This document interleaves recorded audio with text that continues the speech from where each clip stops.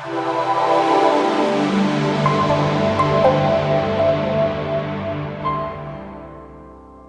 what's going on, my friends? Welcome to my YouTube channel. My name is Victor, and today I'm going to share with you 5 things I think you ought to know about this upcoming extremely powerful full moon that I know you're already feeling peaking on October 13th, 2019.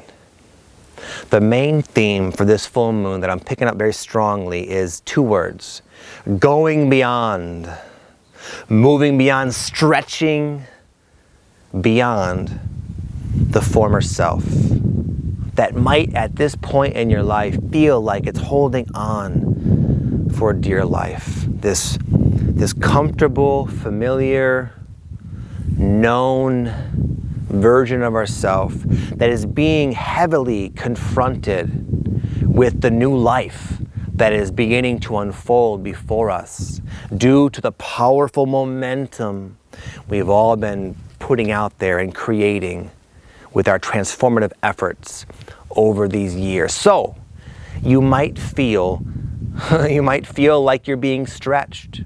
You might feel like you're having a challenging time letting go of the old version of yourself, even though you're about done with it. You've had enough with it. You can see more obviously than ever before just to the extent it's stifling your forward progress.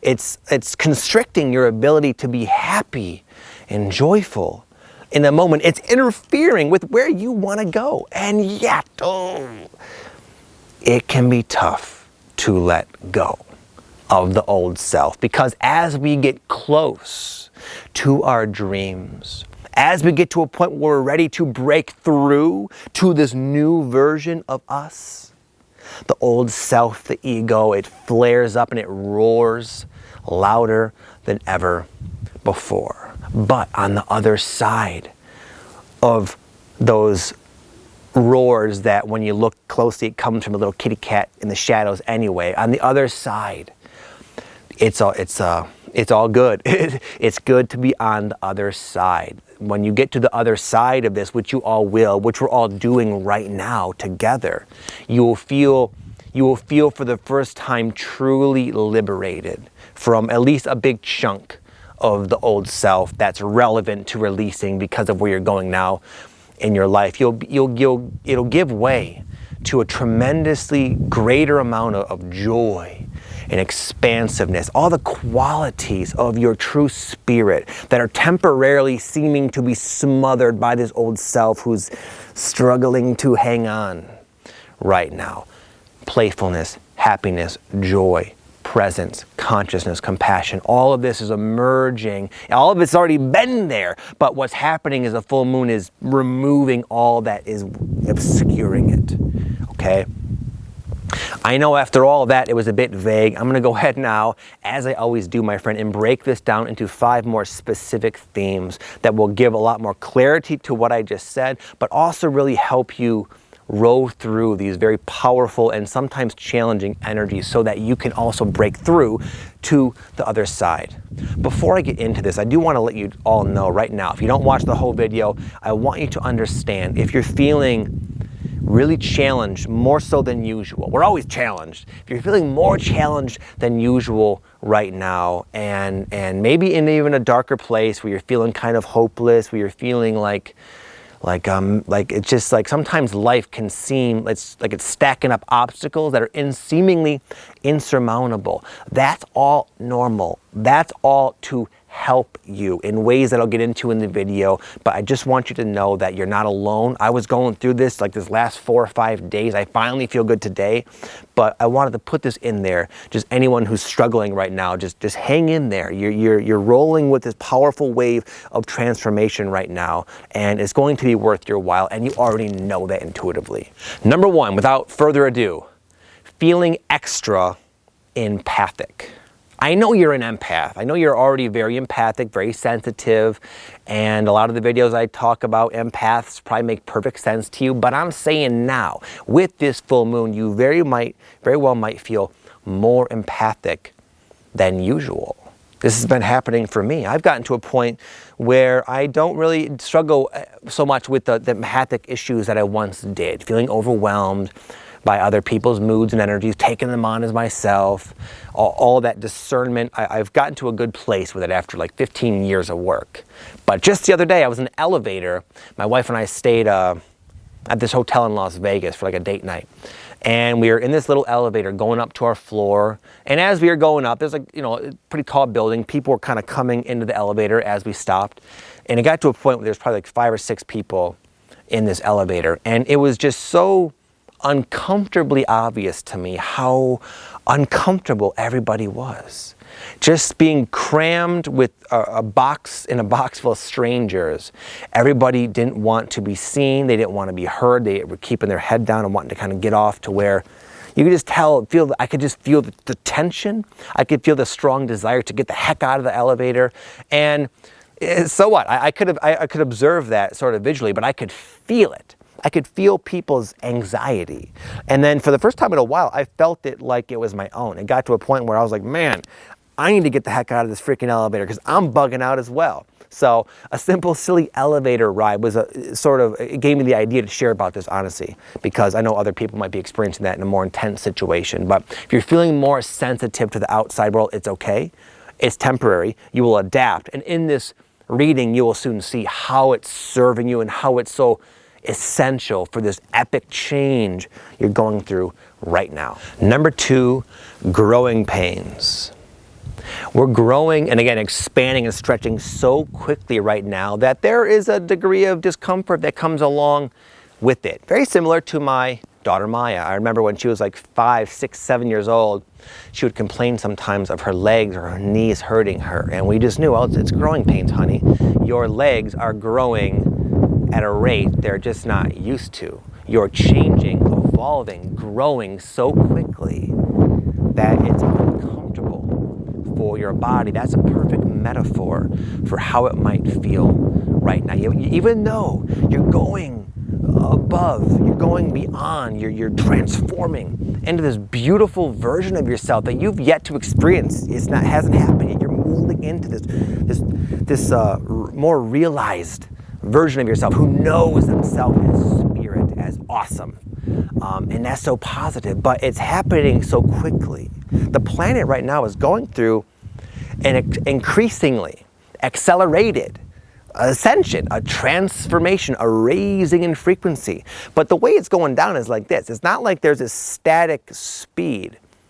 Imagine a knob raising the planet's frequency. It's kind of going like this, where it started off slow. And as people like you and me and others going through this have gotten kind of used to it, it's going faster and faster and faster and faster and faster and faster and faster and faster. And yeah, it's uncomfortable in a sense. It's the same degree of discomfort we felt years ago when it was going slower. But we've changed, we've evolved our vibration, and now it's going faster. But we can still kind of feel that we're being stretched into this new version of ourselves. But right now it's at all-time speed, an all-time high. You're growing literally faster than ever, emotionally, spiritually, and literally in this life of yours. And as we get accustomed to the speed, you can experience growing pains. But don't be hard on yourself. Don't beat yourself up, because I was beating myself up this last week, thinking like, man, Vic, I was just acting out of character, acting out of my integrity sometimes, and just not almost like without being like I was letting my ego get the best of me. And it was like unpleasant to watch myself be kind of a jerk to my wife and sort of distant for my kids, and just sort of acted out in the ways that I happen to be. And for a while I was like really, really beating myself up over it. And I was talking to my wife last night, and she like, we were talking about it, and she basically said, like, you really got to like forgive yourself and don't be so guilty. Don't just give yourself some slack. And she was like, you know what? It made me realize I wasn't doing that. And once I allowed myself to forgive myself for being just doing the best I can, like you all do, I shifted. I shifted into like a whole new state of happiness, and it was sort of like the end of this darker time of mine. So my friend, the knob is being cranked right now. You are being stretched beyond your limits, beyond what you think your limits are, more specifically. So if you're not being a perfect little Zen monk right now, it's okay. I'm not either, okay? Be cool with yourself, be gentle with yourself, and be quick to forgive yourself, understanding the knob is cranking. Number 3 is one word, and the best word of all, literally, I bet you'll all agree. Football. No, just kidding. Love. Love. All of this stretching, these knobs cranking, these growing pains, it's not all just to see what we can handle and toughen us up. No, it's releasing. It's uncovering our spirit, which is literally an extension of love. And as we crank our knob and raise our frequency, we are blessed with the ability to experience more love. That same extra empathic sort of manifestation that makes you maybe temporarily bugged out by those in the elevator next to you, it has the same effect with being more sensitive to the love that not only exists within you, but the love that you are made of. And that all sounds like a cool, inspiring speech there, Vic, but I'm saying here, you will find yourself in some way, shape, or form experiencing at least times of greater recognition of the love that permeates and underlies all things and all experiences. I'll give a little quick example, playing off my recent video where I talked about I had this pit bull named Maynard, and there was a tragedy and he had to be put down and this and that. I'm not going to go into it now, but he came to me in a dream just the other night, actually. But it was like he came to me in the form of my current dog, Rosie, a little Boston Terrier. And she was like sitting next to me, but it was his energy, his presence, the way he was. And he was kind of leaning into me. And I felt so much love from this little dog, however you want to look at it. And I woke up basking in the love my deceased dog has for me on a soul level. It wasn't an intellectual observation, it was a feeling. It was a visceral sensation of being immersed in my deceased dog's love. Swear to God, that's me. Now that obviously might not be the likely case for most of you, but you will find situations that show you how much love is always there in each and every moment of your life. And wow, what a nice thing that is. Number 4 is also one word, just one notch below the word love, and it's fun. Fun, I know, fun. Where'd the fun go? We're so busy transforming and raising our frequency. It's like, when do we really stop and look around and play around like children, joyful, open, present, playful? Well, that's the nature of our spirit, regardless of our age, okay? We have just become so hardened by life and conditioned to concern and to worry and to fret and to strive and to all these different egoic tendencies that have temporarily taken over our life are being cranked and extinguished away right now, giving way to not only more love, but again, more of the qualities of our spirit, more fun. And sometimes it might take a concerted effort on your part to choose to have more fun. That was the case for me, okay? But I credit that awareness to what's going on right now. That gave me the realization that, Victor, you're not having nearly as much fun as you could. I was driving with my assistant Forrest the other day to shoot these videos for an upcoming course, a fitness course for empaths I'm creating. And we had to rent out this CrossFit gym, and we it was kind of cool. We were rolling up there together. It was kind of a unusual task for the day, and we were both kind of kicking it and having fun and joking around, being kind of jolly and whatnot. And the whole experience was kind of fun. And as we were driving back, we were talking about, like, my assistant Forrest is someone who's been working with me for maybe 3 or 4 months, and just hearing his perspective on his life now that he's kind of working with me. It's an online entrepreneur, the YouTuber lifestyle. The way he was describing it made it really obvious, like, wow, I could be having way more fun than I am right now. I've made a lot of positive changes into my life, but I don't always enjoy them to the fullest. In fact, I don't enjoy them not even close to the fullest. And that awareness was like a bit unsettling, like, wow, man, what's it gonna take for you, Vic? And I realized this doesn't have to take anything. It has to take a shift in perspective. Okay, and once I shifted my perspective and sort of decided to choose to have more fun in my life, that the tone of my life has changed dramatically. And that's what Forrest suggested I do. He said, Vic, the same thing happened to me. He said, what I had to do is really ask myself the question, how could I be having more fun in my life? And we both started thinking about that. And it was like, oh, there's a lot of things I could do.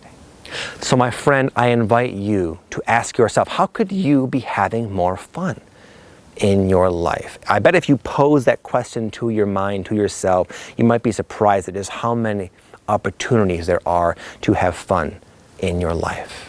One last example real quick to show you how dramatically this has impacted me, just this idea of fun, is tomorrow my wife leaves to run a retreat in Sedona. It's her first one, and I'm going to be watching the kids, 3 of them, for 5 days. And I was dreading this. My kids can be a lot. They really can. Just their ages and stuff, they're very high energy, they can just drain you. And I was going into this sort of with this pessimistic mindset, thinking, man, there's like trying to like ride it out. But just talking to Forrest and realizing I could shift, I could reframe it, as Tony Robbins would say, and look at it like, how could this be fun? Well, we could have sleepovers. I could have them all sleep in my bed. We could watch movies at night. We can go to a pumpkin patch for Halloween. Like, oh.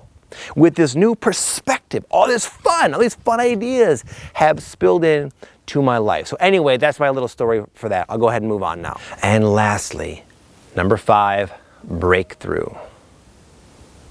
You need to hear this next statement of mine, because I know I needed to hear it just 2 days ago. You are always one breakthrough away. We've all had times in our life where we feel smothered, like there are just too many challenges, too many odds in our lap to deal with, and it can be very overwhelming, very discouraging, and it can lead to a dark place of hopelessness that we've all been into at times in our life.